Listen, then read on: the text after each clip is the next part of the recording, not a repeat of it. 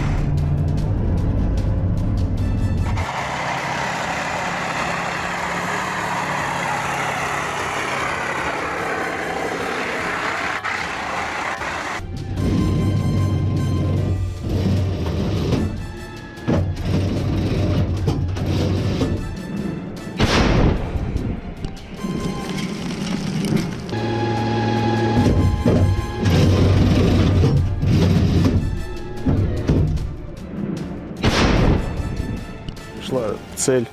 Мы навелись, огонь. Сказали еще 3 туда. Все. Цель поражена, 8 единиц техники. Download Tribun X sekarang. Menghadirkan lokal menjadi Indonesia.